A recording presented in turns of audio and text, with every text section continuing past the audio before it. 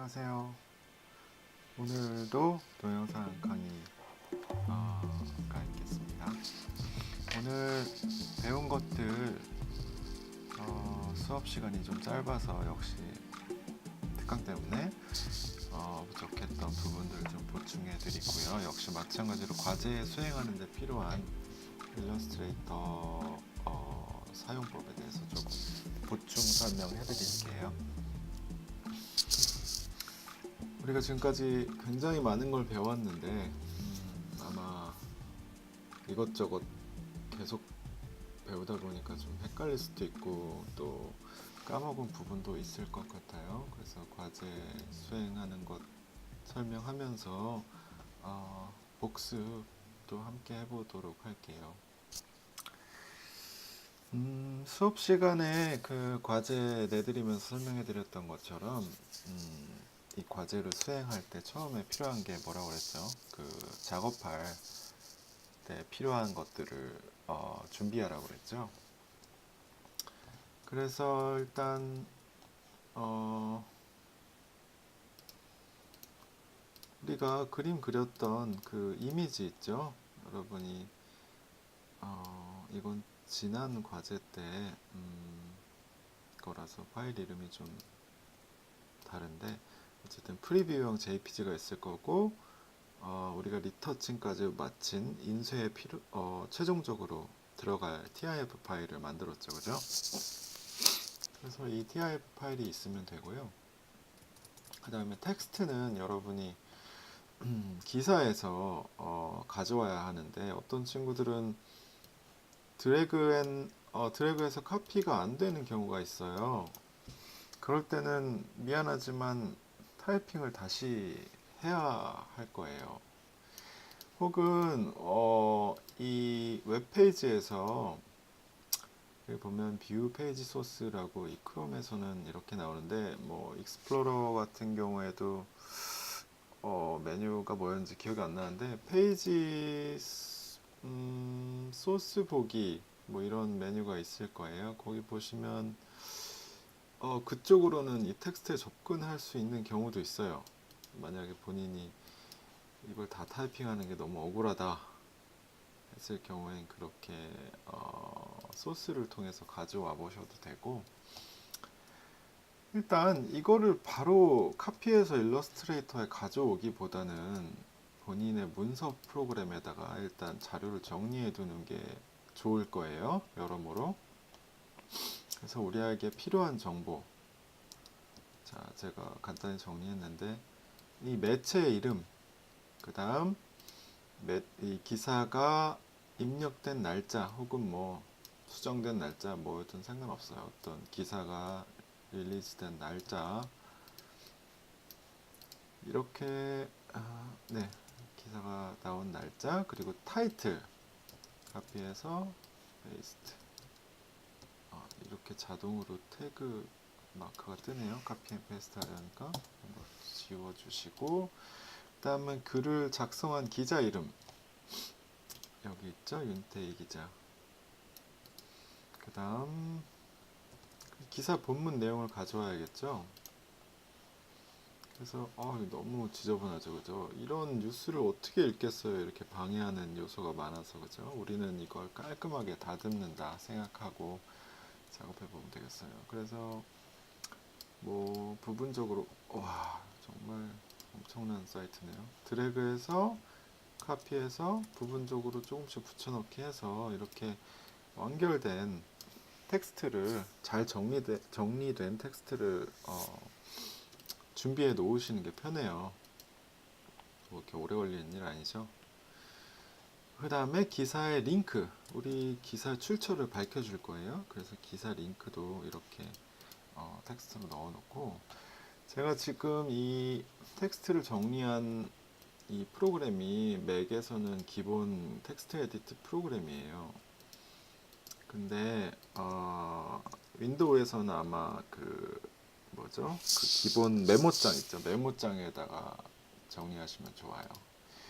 이게 그 문서 프로그램에 기본적으로 리치 텍스트와 플레인 텍스트가 있어요. 그래서 리치 텍스트의 경우에는 자, 제가 이걸 카피해서 기본적으로 이 메모장에 이 텍스트 에드 프로그램을 켜서 카피 앤 페이스트 하면 얘가 그 텍스트의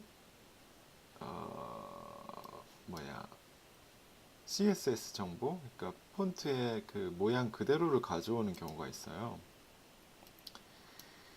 그럴 경우에 어떤 경우에는 일러스트레이터에 복사할 때 그 정보까지 같이 따라오는 경우가 있어요. 지금 또 복제할 때 이런 태그 정보까지 함께 복사되는데, 이렇게 복제해 왔다 쳤을 때 이것을 플레인 텍스트로 만들어 주는 게 좋아요.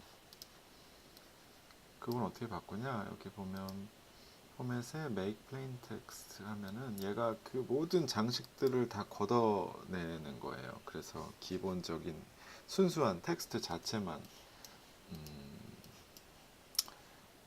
가져올 수 있어요. 뭐 이게 필수적이라기보다는 그냥 팁이에요. 뭐 이렇게 하려고 그랬는데 뭐가 안 돼요. 그렇게 고민하지 마시고, 뭐 워드 프로그램에서도 워드 프로그램으로 텍스트를 정리하셔도 돼요. 일단 뭐 그런 경우의 수가 있을 수 있어서 저 같은 경우에 이렇게 플레인 텍스트로 작업을 하는 경우가 많습니다. 그래서 텍스트와 이미지가 준비됐으면 이제 일러스트레이터에서 새 파일 뉴 해서 작업 그 영역을 만듭시다. 근데 제가 A4 혹은 A3라고 했죠. 그거는 텍스트 분량에 따라 달라질 건데 현재는 사실 알 수가 없잖아요. 어느 정도 공간이 부족할지 잘 모르니까 일단 A4로 시작하시고, 본인이 가지고 있는 기사가 딱 보기에도 엄청난 양이다 하면 A3로 시작하셔도 괜찮아요. 근데 대부분의 경우 기사 양을 보면 A4 안에 다 들어갈 것 같아요. 그래서 A4로 하고, A4 세로 포맷으로 통일합시다. 그리고 인쇄용 CMYK 컬러 확인하시고 시작을 해볼게요. 시작할 때 우리가 그리드 설정을 먼저 해야 된다고 했죠. 이제 자료가 다 준비됐고 기본적인 아트보드도 준비됐으니까 그리드를 만듭시다. 명암할 때랑 똑같아요. 그죠? 보조적으로 좀 그 상하 좌우 여백은 동일한 게 좋아요. 특수한 경우가 아닌 이상. 이건 뭐 지난번에 했던 것들이니까 제가 빨리빨리 할게요.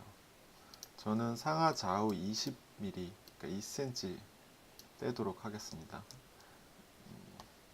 네, 뭐 여러 가지 방법이 있다고 그랬죠. 그리드 그리는 방법은, 이 가이드라인 치는 방법은. 제가 편한 방식대로 할게요. 상하 좌우 똑같이 20mm.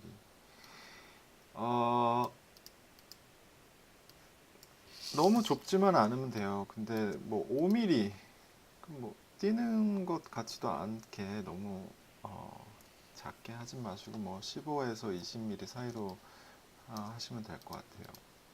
그리고 제가 수업 시간에 단조로운 레이아웃은 피해라, 뭐 타이틀 들어가고 이미지 들어가고 텍스트 그냥 한 단으로 이렇게 하는 그런 단조로운 디자인 피해라고 말씀드렸죠. 그래서 그리드를 좀 더 세부적으로 쳐볼게요. 그 그리드를 치는 방식도 뭐 여러 가지 방법이 있겠지만, 한 가지 편리한 방법을 알려드리자면 역시 마찬가지로 보조적으로 사각형을 그릴 건데요. 사각형을 일단 그릴게요. 그 다음에 이 사각형을 분할해 볼게요.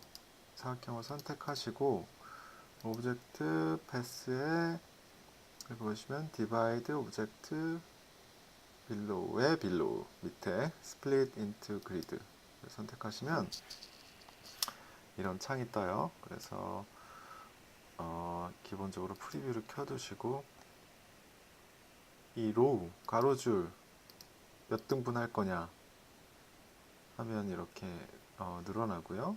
컬럼 그 세로로 몇 등분 할 거냐 이렇게 나오는데 뭐 아마 대부분 2단 정도면 될 거지만 보조적으로 한 4단 정도 할게요. 그래서 가변적으로 여러 가지를 디자인 해볼 수 있도록 음, 이렇게 할게요. 그 밖에 뭐 여기 겉터를 확대하면 이 간격을 또 조절할 할 수도 있고요. 유격을 띄워놓을 수도 있고요.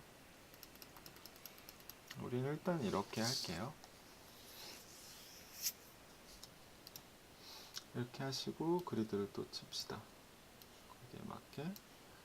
이 박스는 검은색 박스는 사용하는 게 아니죠, 그죠? 지울 거니까 그냥 지우면 되겠죠? 이 상태에서 디자인해도 되는데 다시 한번 그리드를 똑같은 방식으로 칠 건데 이번에는 지금은 이 사이사이 4등분을 정확히 했는데 이번에는 이 중심점을 기준으로 좌우에 컨텐츠가 들어간다고 했을 때 그 사이 중간 간격이 일정한 게 좋겠죠. 그 간격을 표시해 보도록 할게요. 아까랑 비슷한 개념인데 지금 컬럼을 2단으로 나누고 그 사이를 10만큼 띄겠다. 이렇게 해서 또 간격에 대해서도 그리드를 쳐놓읍시다. 이 정도 뭐 이 안에서 여러 가지 가변적인 디자인이 가능할 수 있어요. 우리 기사는 굉장히 단순한 편이지만 여러분이 어떤 잡지 같은 거를 디자인할 때도 나중에 혹시 한 이 정도의 그리드만 있어도 굉장히 다양한 표현이 가능합니다. 지금 이 간격을 가운데 것만 표시를 해놨는데 뭐 이 부분 뭐 이런 가로 그리드에도 어떤 그 유격을 표시해놔도 좋겠죠. 너무 복잡해지니까 우리는 가운데만 이렇게 좌우 10mm 띄워놓는 걸 표시하도록 할게요. 그래서 텍스트를 이제 카피해서 넣으면 돼요. 이미지부터 넣을까요? 이미지는 여러분이 갖고 있는 TIF를 넣으시면 돼요. 저는 지금 예전 과제여서 JPG 이걸 사용해야 돼서 어쩔 수 없이 이걸 넣을게요. 여러분은 TIF를 넣으세요. 지금은 일단 콘텐츠를 넣는 과정이기 때문에 그 마스킹 같은 거 신경 쓰지 마시고 일단 넣으세요. 근데 콘텐츠를 넣을 때 이번에는 레이어를 이용해 봅시다. 레이어를 꼭 써야 한다는 건 아니에요. 자, 다시 지금 기본적인 이 레이어에 이 그리드가 들어와 있어요. 레이어 1에 여기 이 레이어를 그리드라고 합시다. 그리드조차도 분리해서 넣어 봅시다. 그 다음 이미지가 들어갈 레이어, 그래서 이미지 들어갈 레이어에 이미지를 갖다 놓고 여러분 TIF 넣으라고 했어요. 그리고 이제 텍스트를 넣어야 되죠. 텍스트 이렇게 레이어를 나눠서 관리하면 굉장히 편해요. 그러니까 어떤 텍스트를 옮겨야 될 때 막 이미지가 선택되는 걸 방지하기 위해서 여기 보시면 눈 표시에 이 빈 공간을 클릭하면 잠금이 가능해요. 그래서 텍스트를 편집할 땐 텍스트만 켜놓고 작업하고 이미지만 편집할 때는 이미지만 켜놓고 작업하고 그런 식으로 할 수 있으니까 이것도 역시 팁입니다. 그래서 이제 텍스트를 카피해서 텍스트 툴을 선택해서 카피 페이스트 이 폰트 처음엔 신경 쓰지 마세요. 자, 짧은 이런 텍스트들은 그냥 이렇게 개별적으로 텍스트를 그냥 카피 앤 페이스트 하시면 돼요. 짧은 것들 이렇게 이렇게 하나씩 해도 되지만 뭐 여러 가지 방법이 있겠죠. 뭐 이렇게 드래그 하나를 복제해서 선택해서 이렇게 붙여넣기 할 수도 있고, 본인 하기 나름이겠죠. 편하는 식대로. 그 다음에 이제 본문 텍스트를 가져올 때는 좀 주의하셔야 돼요. 본문 텍스트를 가져올 때는 이 전체를 드래그하고 컨트롤 C 카피해서 그냥 클릭하고 페이스트 컨트롤 V 하시면 뭐 지금 뭐 꽤 괜찮게 됐는데, 이게 막 줄바꿈 없이 막 쭉 이어질 때도 있어요. 그리고 우리는 여러 가지 모양으로 편집을 해야 되기 때문에 이렇게 고정된 텍스트 박스가 아니라, 다시 이 텍스트 타입 툴을 클릭하고 드래그해서 먼저 박스를 만드세요. 어느 정도로. 그 다음에 컨트롤 V 붙여넣기 이렇게 하세요. 자, 왜 그래야 하느냐? 뭐 이렇게 하건 저렇게 하건 사실 뭐 결국엔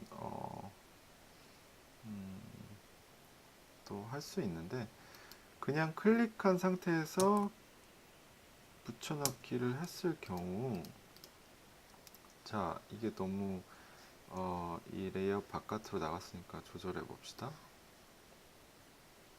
어떤 일이 생기죠? 이 텍스트 자체가 하나의 이미지처럼 이미지 사이즈 조정한 것처럼 찌그러졌죠, 그죠? 마찬가지로 이런 많이들 실수하는 것들이, 이런 tek스트 지금 폰트 사이즈를 변경한답시고 이 텍스트 박스를 이렇게 그냥 크게 하는 경우가 있어요. 딱 맞춰서 비율에 안 맞게. 그랬을 때 이 폰트가 비율에 맞지 않고 길쭉하게 늘어나죠, 그죠? 그러면은 어떻게 해야 되느냐? 일단 기본적으로 폰트 크기를 키우고 싶으면, 왜 이렇게 말이 꼬이죠? 폰트 크기를 키우는 게 맞아요. 근데 나는 이 박스를 이용해서 크게 하고 싶다, 비율에 맞게. 그럴 경우에는 이 박스의 오른쪽에 보시면 요 키 같은 게 보이죠? 손잡이 같은 거. 요걸 더블 클릭하시면 이제 얘가 박스 크기를 변경해도 그 폰트 사이즈를 유지해요. 자, 이해가시죠? 지금 이 경우는 우리가 이 텍스트 박스를 만들고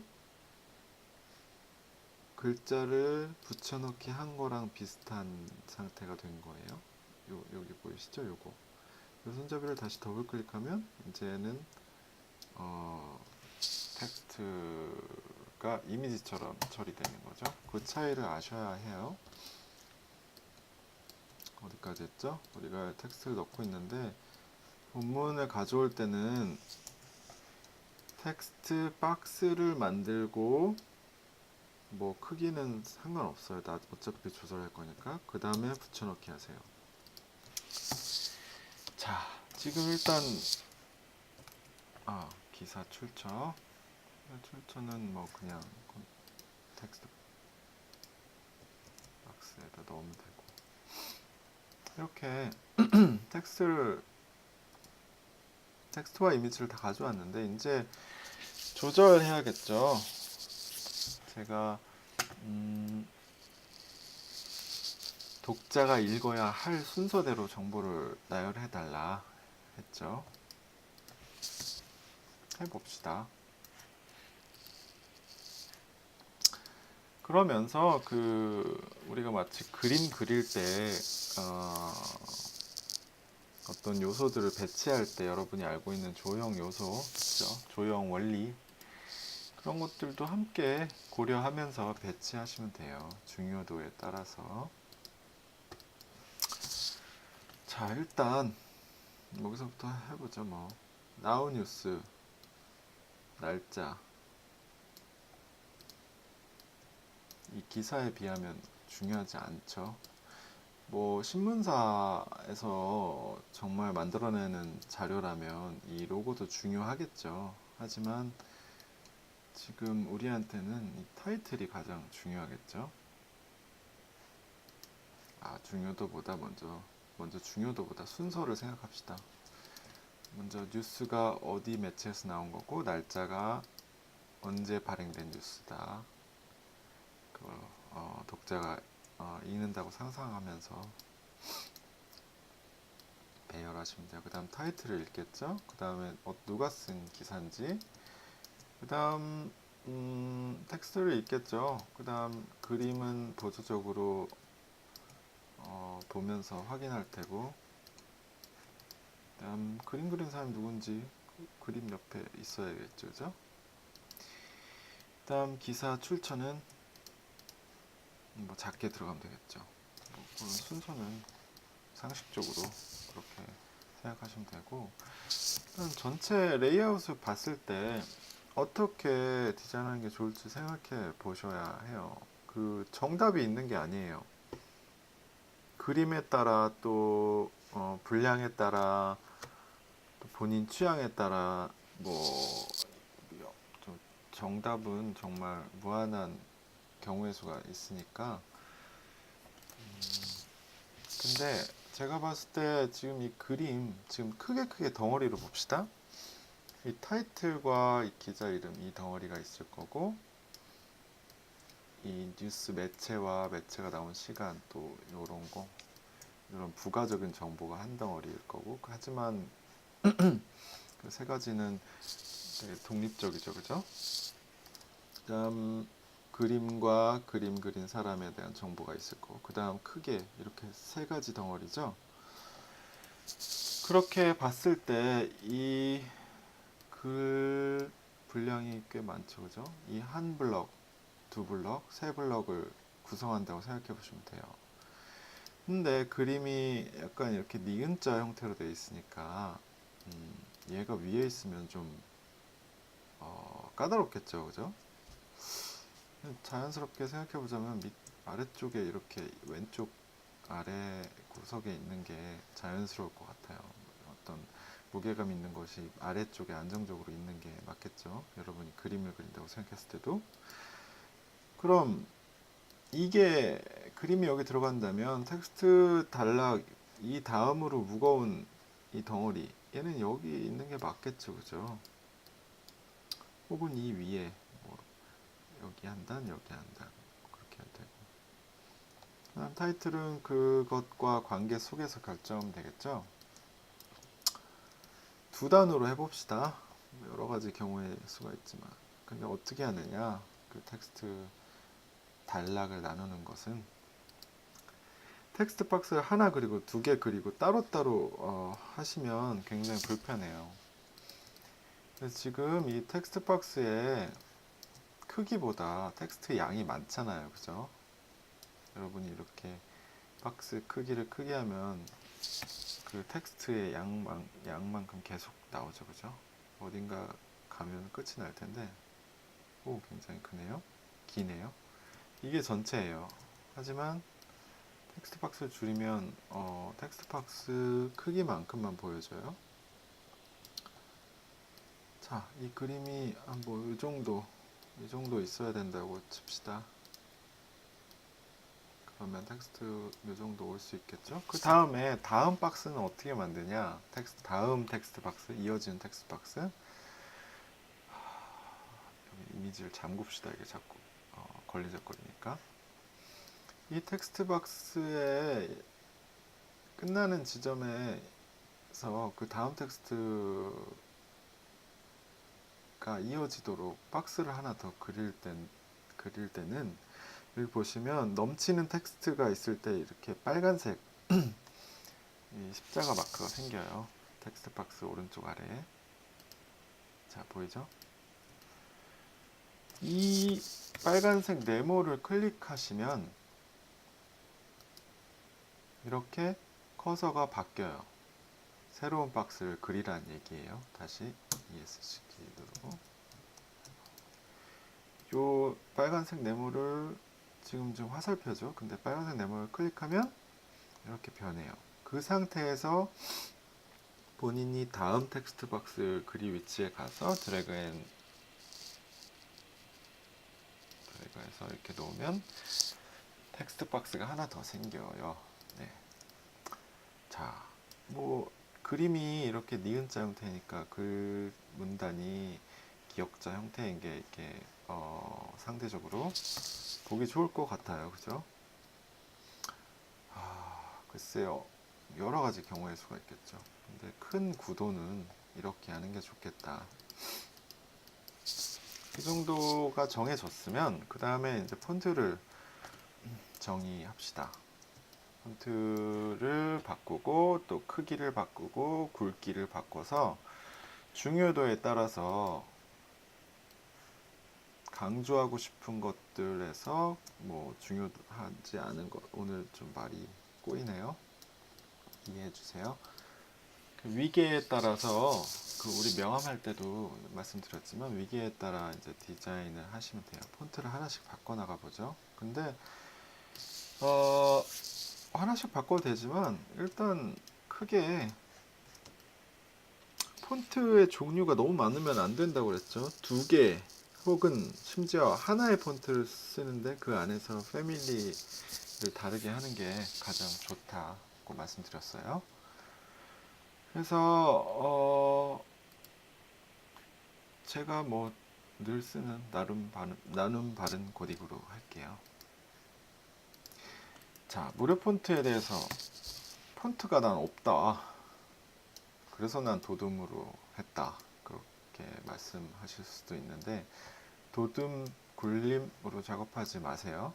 그리고 애플 같은 경우 애플 고딕, 뭐 애플 고딕은 퀄리티가 괜찮지만 기본 폰트, 기본 시스템 폰트 사용하지 마세요.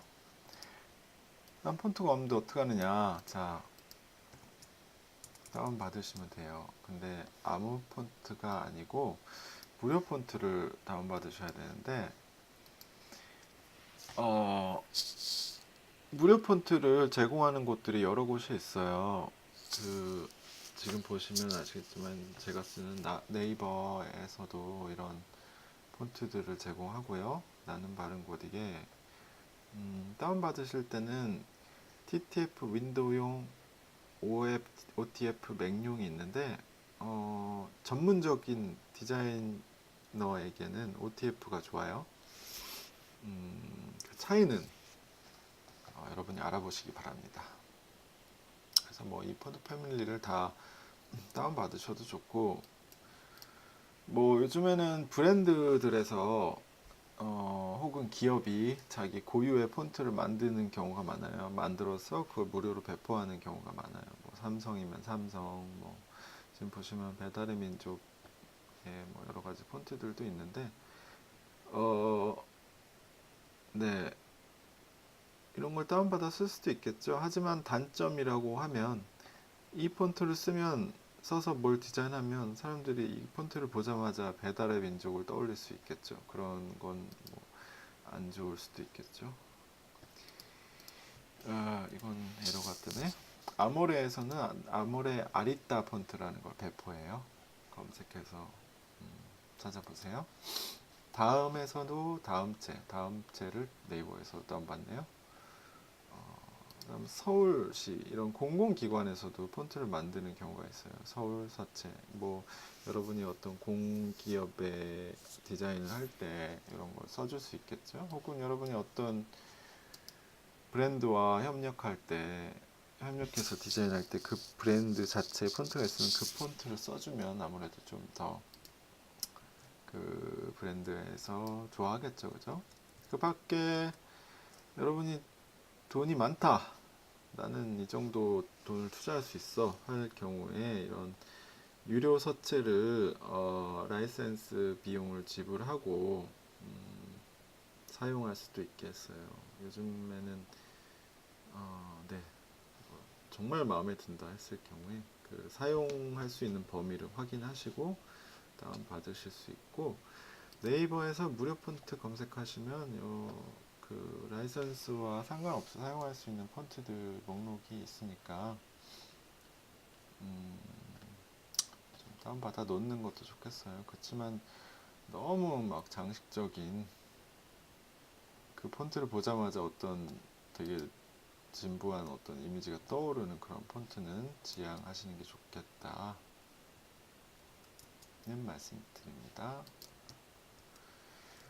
자, 그래서 여러분이 이제 폰트가 있다 그랬을 경우에 일단 전체 폰트를 다 선택하시고 일단 본인이 생각하는, 써야겠다고 생각하는 그 기본 폰트로 다 바꿔 놓으세요. 그게 편해요. 그 다음에 이제 폰트 크기와 굵기를 조절해 봅시다. 제가 하는 것이 정답은 아니에요. 하지만 제가 지켜달라고 하는 것만 지켜주시면 돼요. 제가 이걸 9로 한다고 해서 여러분도 꼭 9로 해야 할 필요는 없다, 그 말씀이에요. 그리고 디자인 할 때 폰트만 가지고는 네, 일단 다시 오늘 좀 말이 잘 안 나오네요. 이해해 주세요. 폰트 크기도 이렇게 변경하시고 뭐 하면서 굵기까지 아예 강조돼야 될 것들은 뭐 자명하니까 이렇게 변경할 수도 있겠고, 네, 그냥 해보죠. 정답은 아닙니다. 다시 말하지만 똑같이 하실 필요는 없어요. 그런 거예요. 계속해서 비교하는 거예요. 얘보다 이게 얼만큼 중요한가? 얘보다 이게 더 중요한가? 얼만큼? 그렇게 비교하는 거예요. 이 본문보다 기자 이름이 중요하진 않죠, 그죠? 그런가? 네, 그러면은 얘보다 얘가 커야 되는 거예요.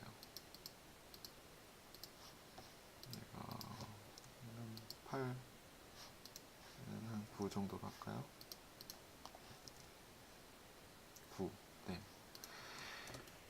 그리고 또 하나 중요한 게 그 행간에 대해서 제가 계속 말씀드리는데 생각보다 별로 중요하게 생각하지 않는 친구들이 많은 것 같아요. 행간은 무척 중요해요. 무척. 지금 이 상태가 어떤가요? 여러분이 읽기에 괜찮나요? 난 읽을 수 있으니까 난 괜찮아.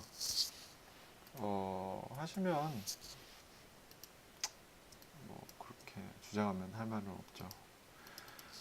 하지만 디자인을 한다는 것은 나만 볼 게 아니고 읽는 사람이 따로 있는 거죠. 읽는 사람이 보기 편한 그 행간 또는 글자 크기라는 게 법으로 정해진 건 아니지만 일반적인 규칙은 따라주시는 게 좋다. 제가 150% 이상 정도 되는 게 좋다고 그랬죠. 150%가 뭐냐? 자, 글자 크기가 100%라고 했을 때 이 글자의 절반 크기, 제가 아예 수학적으로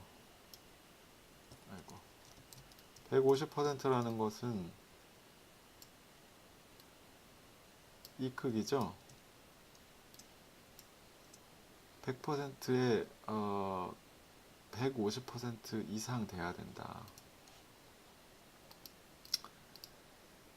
미니멈이 그렇다는 거예요. 미니멈 150%도 결코 좋은 건 아니다. 미니멈 정말 빡빡하게 넣어야 할 것들이 많다 했을 때 이게 지금 이 글자 높이의 150%예요.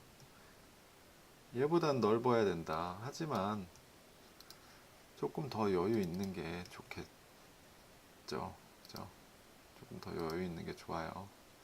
그래서 제가 뭐 수치로 말씀드릴 수 없어요. 15로 해야 된다. 16으로 해야 된다. 왜냐면 글자 크기에 따라 이 간격은 달라지기 때문에. 그죠? 이해가죠? 이 정도로 하는 게 좋겠어요. 여유가 있다면 더 넓게 해도 되는데 우리는 지금 이미 이 박스를 넘어가 버렸죠. 그래서 여유가 별로 없어요.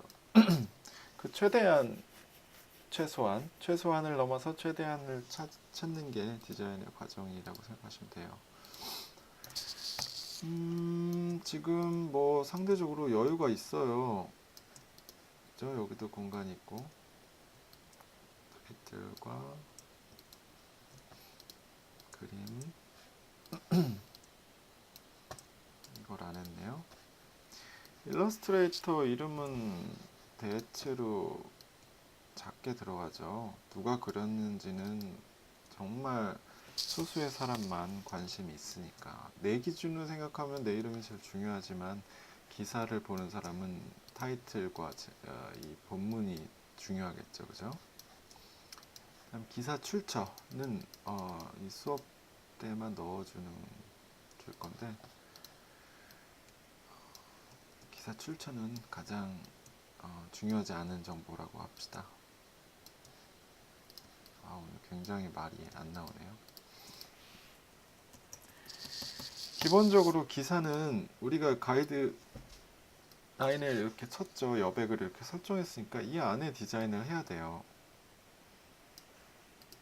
여백을 이렇게 설정했는데 이렇게 뾰족하게 할 거면 뭐 이걸 친 의미가 없죠. 상하 좌우 여백은 동일해야 한다. 첫 번째 규칙.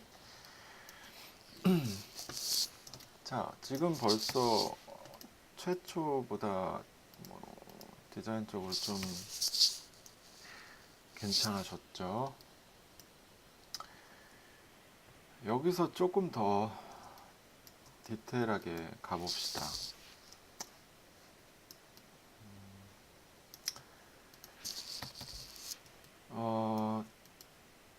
제가 그룹핑을 하라고 그랬죠. 그죠? 관련된 정보끼리. 그죠? 지금 우리는 정보의 양이 많지 않고 또 정보의 종류가 다양하지 않아서 크게 뭐 어려울 건 없는데 막 어떤 매뉴얼이라든지 어떤 뭐 워크숍에 대한 정보라든지 뭐 여러 가지 전단지에 들어가는 것들은 정보가 굉장히 다양해요. 뭐 메뉴판이라든지 그런 종류들이 다 달라요. 그죠? 음식에 대한 것, 뭐 일정에 대한 것, 뭐 시간에 대한 것, 뭐 유의사항, 뭐 그것들이 어쨌든 그룹핑이 되어야 해요. 덩어리끼리. 네, 그래서 뭐 이 정도에서는 그 매체와 매체 신문이 기사가 나온 시간, 그다음 타이틀과 기자 이름이 조금 아무래도 가깝겠죠. 순서상으로도 그렇고 뭐 사실 이 세 가지 정보가 뭔가 뭐 동등하다고 볼 수도 있는데 그 관련성으로 따지자면 하지만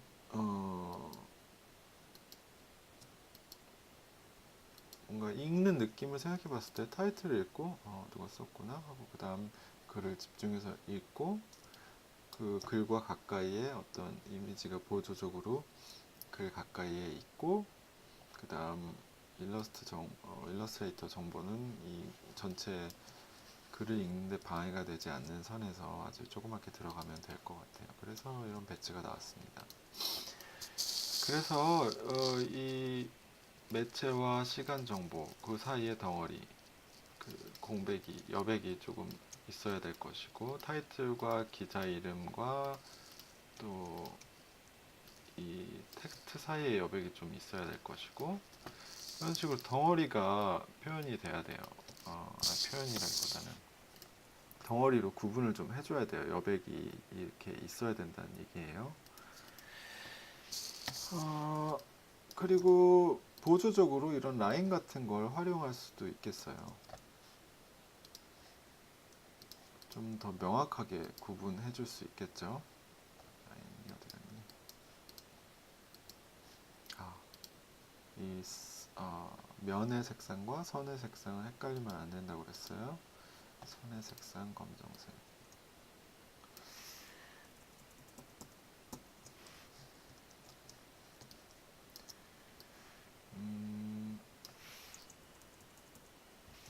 이 정도로 할까요? 그러면은 일단 독자들이 읽기에 이 안에 정보들이 독립적으로 이 라인 바깥의 어떤 매체에 대한 정보가 분리되어 있기 때문에 좀 더 집중하기 좋겠죠, 그죠?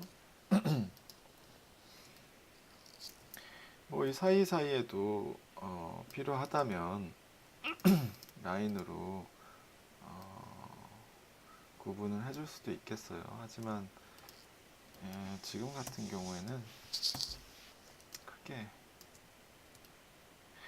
네, 이 정도면 될 것 같아요.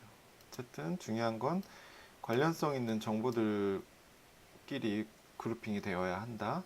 또 그것들 사이에 여백이 충분히 있어야 한다는 것을 말씀드렸고요. 뭐 하나씩 이제 디테일하게 정리를 해보겠어요. 이런 기호들 마음에 안 들어요. 여러분은 마음에 드시나요? 그럴 때 여기 타입에 이걸 어떻게 읽는지 모르겠네요. 글립스 클릭하시면 그 해당 폰트에서 개발한 그 디자이너가 이런 기호들을 같이 디자인해요, 보통. 근데 그게 없는 경우도 있어요. 그러니까 디자이너가 글자만 디자인하고 이런 걸 디자인 안 했을 경우가 있는데, 그럴 경우 어울리지 않는 기호가 나올 수도 있어요. 그리고 기호의 완성도가 떨어진다던가. 그럴 경우에 이 글립스 창을 열어서 바꿔주는 게 좋고요. 네, 굉장히 느리네요. 이렇게 더블 클릭하면 들어가. 이렇게 느리죠? 강다영님이 댓글을 남겼습니다. 나중에 확인해 볼게요. 이렇게 기호들을 좀 더 디테일하게 수정할 수 있고요. 한자 같은 경우 디자인 안 돼 있는 경우가 많아요. 해당 폰트 디자이너가 한자까지 디자인하기는 굉장히 어려운 방대한 일이에요. 그럴 경우에는 기본적으로 깔려 있는 그 한자 폰트들을 좀 이용하셔도 돼요. 한자 폰트까지 다운받아 놓을 필요는 없는데 글쎄요, 그 우리가 지금 사용하고 있는 폰트와 어울리는 한자 폰트를 바꿔주면 좋겠죠. 뭐 이거는 옵션이에요. 여러분이 이것까지 신경 써주면 제가 감동받겠지만 네, 시간이 없으니까 글쎄요, 더 예쁜 게 있으면 바꿔주셔도 좋고, 이런 영문도 웬만하면 바꿔주는 게 좋아요. 너무 어렵다 했을 경우 그냥 놔두셔도 되지만, 더 전문적으로 디자인하게 됐을 때는 영문까지만이라도 정해주는 게 좋겠어요. 이 안에서도 기자 이름이 중요하냐, 이메일 주소가 중요하냐 했을 때 상식적으로 기자 이름이 더 중요하겠죠. 뭐 이렇게 강조해 줄 수 있고, 뭐 글쎄요, 뭐 괄호를 쳐줄 수도 있겠고, 그거는 본인이 디자인하기 나름이에요. 뭐 이렇게 꺽쇠를 넣어줄 수도 있겠고, 뭐 대쉬를 넣어줄 수도 있겠고, 아니면 좀 더 작게 해서 기자 이름이 강조되게 할 수도 있겠고요. 그죠? 아니면 아예 이 부분을 조금 회색으로 만들 수도 있겠죠. 이해가죠? 다음 본문을 정리해 봅시다. 본문. 지금 박스가 동일한 높이에 있는데 왜 여기가 비어 있느냐? 그것은 기본적으로 그 부분에서 여기서 줄바꿈이 되었기 때문에 얘가 빈칸을 그 위에다 넣은 거예요. 자, 이렇게 끝부분을 조절하면 별로 차이를 모르지만 이 앞에 있는 박스를 조절하면 알 거예요. 지금 한 칸을 늘렸더니 그 줄바꿈된 한 칸이 여기 들어오면서 위가 딱 맞았죠? 또 내리면 요 한 칸이 일로 딸려 올라왔죠, 그죠? 왼쪽으로. 이런 식으로 조절하는 거예요. 그리고 이 또 한 가지 중요한 게 이 문단 전체 지금 보시면 왼쪽 정렬이 돼 있잖아요, 그죠? 근데 오른쪽은 이렇게 불규칙하죠? 근데 이걸 바꿀 수 있어요. 어떻게 바꾸느냐? 전체 텍스트를 선택하시고, 자, 이렇게 드래그 할 수도 있겠지만, 컨트롤 A 하면 전체 선택돼요. 전체 선택하시고, 이 패러그래프 창에서, 여기 보시면 justify with the last line, aligned left라고 나와있죠. 무슨 뜻인지 모르겠지만, 클릭하면, 이쪽만 정렬이 되는 게 아니고 이쪽도 정렬이 돼요. 하지만 왼쪽이 왼쪽 위주로. 무슨 말이냐면 다른 걸 눌러보면 알겠죠, 그죠? 이걸 누르면 오른쪽으로 정렬이 되죠, 그죠? 그다음 얘를 누르면 가운데로. 하지만 이 차이를 아셔야 돼요. 얘와 얘의 차이. 얘는 자연스럽게 뒤를 흘리는 거고 얘는 인위적으로 딱 맞추는 거예요. 근데 이거는 사람마다 다를 수도 있지만 저는 별로 좋아하지 않아요. 왜냐면 지금 보시면 아시겠지만 얘가 컴퓨터가 강제적으로 얘를 늘렸기 때문에 이런 글자 사이사이 공간을 인위적으로 다시 재배치를 해요. 자, 얘를 했을 때는 이 간격들이 동일해요. 띄어쓴 간격들이. 근데 얘를 했을 때는 이렇게 벙벙하게 중간중간 이상하게 떨어지는 일이 생기죠, 그죠? 특히 폰트 크기가 클 경우에 그게 더 심해요. 예를 들면 이런 식으로 되면 굉장히 보기 안 좋겠죠, 그죠? 폰트 크기가 작을 때는 그나마 뭐 큰 차이를 못 느껴요. 근데 여전히 보기에 좋지 않아요. 네, 저 말고도 많이들 그렇게 생각할 거라 믿습니다. 근데 뭐 이렇게 돼 있는 경우도 많이 보여요. 그거는 디자이너가 더 섬세하게 그 잘못 띄어진 간격들을 조절해 줬을 때 얘기고 우리는 그렇게까지 하지 않을 거기 때문에 이렇게 자연스럽게 흘릴게요. 이 그림 그대로 이렇게. 그리고 또 뭐 조절할 수 있다면 여러분은 에디터가 아니지만 어떤 기사냐에 따라 다르겠지만 기사가 너무 이렇게 한 줄씩 다 띄어져 있는 경우가 있을 수도 있어요. 지금 보면 얘 한 문장 한 문장이 다 줄바꿈이 되어 있는데 조금 붙여주셔도 좋겠어요. 이거는 여러분이 회사에 다닌다면 그 에디터 기사를 작성한 분하고 물론 협의를 해야겠지만 우리는 좀 보기 좋게 디자인 하려는 거니까 읽어보시고 전 너무 대충 하고 있지만 한 문단에서 한 문단으로 보여지는 문장들은 붙여주시는 게 좀 더 보기에 좋다.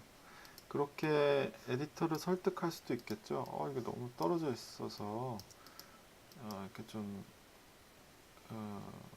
덩어리 지는 게 좋아 보인다. 설득을 할 수 있겠어요. 이렇게 붙였더니 또 공간이 많이 남죠. 그럴 경우에는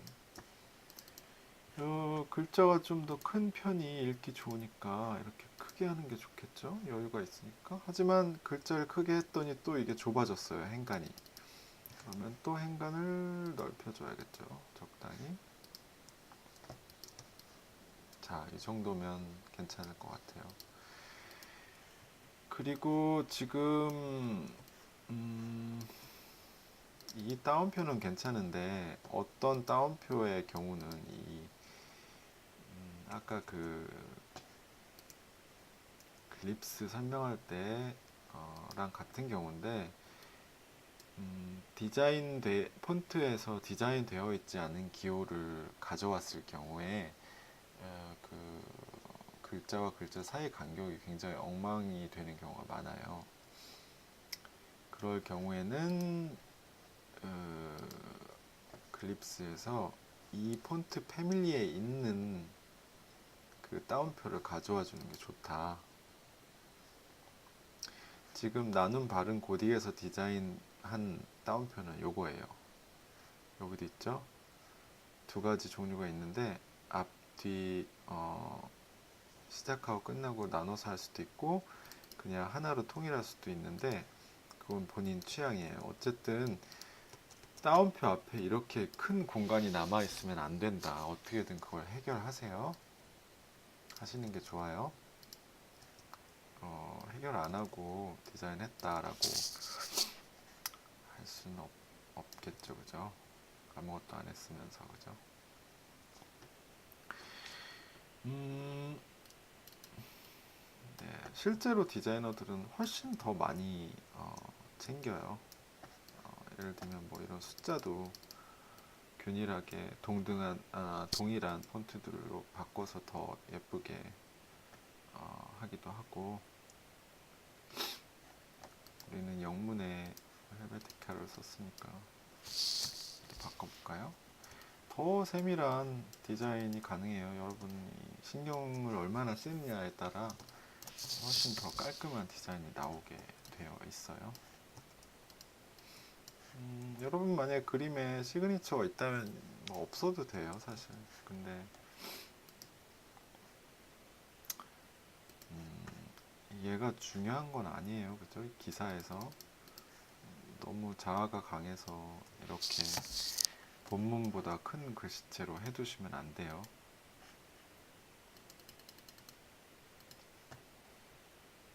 이 정도? 딱히 보이진 않으나 읽으려고 마음 먹으면 보이는 그 정도라고 생각하시면 돼요. 그 다음 기사 출처도 단지 출처를 밝히는 용도이기 때문에 그렇게 강조될 필요는 없고요. 그래도 뭐 본인이 이렇게 저렇게 디자인을 해보고 싶으면 디자인을 하셔도 좋아요. 정해진 게 있는 건 아닙니다. 더 안 보이게 하고 싶다. 좀 뿌옇게 할 수도 있고. 아이고. 지금 제가 또 습관적으로 세이브를 눌렀어요. 마찬가지로 여러분도 저장하는 걸 습관화 하셔야 합니다. 네. 아셨죠? 빠진 게 있나요?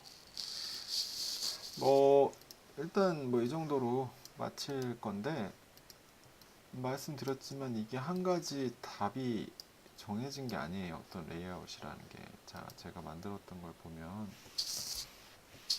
얘랑 비슷한데, 아까랑 비슷한데 얘는 그림과 상대적인 위치에 이 텍스트 단락을 그냥 한 줄로 넣었고, 왼쪽 줄에는 타이틀을 넣어서 이렇게 균형을 맞춰줬죠, 그죠?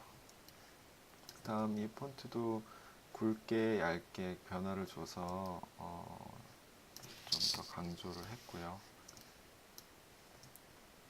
기자 이름에서도 이름이 좀 더 두껍고 기자라는 타이틀은 좀 더 약하고, 그죠? 그리고 본문과 만약에 폰트를 두 가지를 쓴다면 타이틀은 고딕으로 하시고 본문은 명조, 고딕과 명조는 다른 말이구나. 타이틀은 맞나? 타이틀은 고딕으로 본문은 명조로 표현하시는 게 가독성에는 더 도움이 많이 돼요. 이런 레이아웃이 나올 수도 있고, 또 그림을 위에 넣고 싶다. 그림과 타이틀이 이렇게 서로 바라보면서 무게감을 맞춰주고, 그다음 밑에 텍스트 박스로 단단하게 잡아주는 디자인도 가능하고요. 또 여전히 나는 아래에 있는 게 낫다. 지금 디자인이 좀 덜 된 것 같네요. 뭘 하다 말아서. 여기가 너무 벙벙하죠? 텍스트를 좀 크게 해서 밑으로 좀 내려주는 게 좋겠죠? 그 다음에 이런 걸 하고 싶어 하는 친구들도 있을 거예요. 그 그림에 맞게 텍스트를 넣고 싶다. 사실 뭐 비추이긴 한데 그래도 알아야 하니까, 그죠? 텍스트를 어떤 비정형의 형태로 넣고 싶을 때는 이런 도형 툴이나 펜 툴로 일단 그리셔야 돼요. 자, 예를 들어 볼까요? 지금 얘 같은 경우는 제가 펜 툴로 이렇게 모양을 그린 거예요. 이렇게 그려서 그 아까 텍스트 적어 놓은 거 있죠? 이거를 카피해서 여기다가 넣는데 어떻게 넣느냐? 이 텍스트 타입 툴에서 에어리아 타입 툴이라고 있는데 이거 신경 쓰지 않고 그냥 타입 툴 선택해서 이 도형 가까이 가면 아이콘이 변해요. 이렇게, 그죠? 변하죠? 클릭하고 붙여넣기 하시면 돼요. 그 다음 텍스트 편집은 아까와 마찬가지로 하시면 되고, 이 상태에서 이 직접 선택 툴로 이 모양을 바꿀 수도 있고요. 그죠? 뭐 여기를 좀 더 꺾어줘야 된다. 뭐 이런 식으로. 그런 거예요. 뭐 동그라미 안에 텍스트를 넣고 싶다. 자, 그리고 그 안에 텍스트 넣고. 쉽죠? 그죠? 근데 좀 뭐랄까 잘 디자인하지 않으면 좀 유치해 보일 수도 있어요. 멋부리려다가 망할 수도 있으니까 글쎄요. 정말 잘하고 싶다 하시면 아주 디테일하게 손을 보셔야 될 거예요. 이것도 뭐 잘 된 건 아닌데 네, 그렇다는 말씀이고요. 세로로 글씨 쓰는 거 어떻게 하느냐. 자, 버티컬 타입 툴 이렇게 쓰시면 됩니다. 세로로 쓸 때는 여기 버티컬 타입 툴을 쓰시면 되고요. 그렇죠? 그리고 이런 경우 많죠. 이렇게 어떤 라인을 따라서 텍스트를 쓰고 싶다 했을 때는 여기 타입 언더 패스 툴 있죠? 이렇게 하시면 됩니다. 이렇게 하시면 돼요. 이 위치들은 뭐 이런 막대를 조절해서 하시면 되고, 그리고 뭐 편집은 똑같아요. 그 다음에 또 이 정도만 아시면 될 것 같네요. 뭐 이런 거 많이 하죠. 동그라미 안에다가 이렇게 도장 같이 쓸 수도 있어요. 이런 거 많이 쓰겠죠, 그죠? 어떤 엠블럼 같은 거 만들 때. 네, 그렇습니다. 오늘은 여기까지 하도록 할게요. 그래서 자, 과제를 다 하셨으면